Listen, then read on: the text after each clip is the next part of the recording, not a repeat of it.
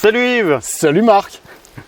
Alors nous sommes dans les myrtillers pour vous donner un exemple de l'impact de l'abondance de soleil et le peu d'eau de pluie combiné avec du vent, donc en fait un climat très sec des dernières semaines. Donc là on retrouve en particulier certains myrtillers qui ont brûlé, les feuilles ont brûlé. Les fruits tout autant fripés, totalement desséchés. Ces plants-là, c'est ceux qui sont le plus ensoleillés quasiment de tous ceux qu'on a. Et donc on spécifie des myrtillers clairement qui ne sont pas arrosés. Hein, Bien sûr. Ouais. Et qui ont entre 20 et 30 ans pour être large. Ouais. Eh bien Yves, tout autre décor.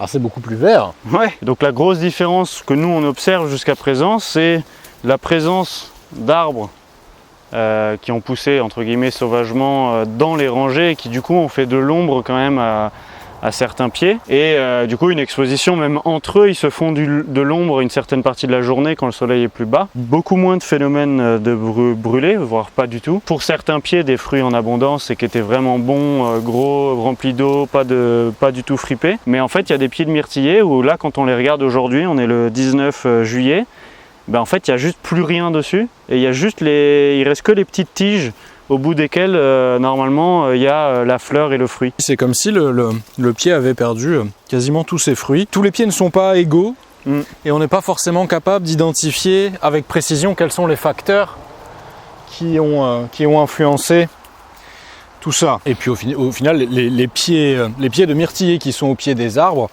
n'ont pas du tout souffert de la concurrence, visiblement. C'est ça, de la concurrence, il n'y a aucun facteur. Ils ont produit, ils sont plutôt en pleine forme. Hein. Ouais. Bah là on le voit, hein. Lui il pousse en plein dans le boulot là.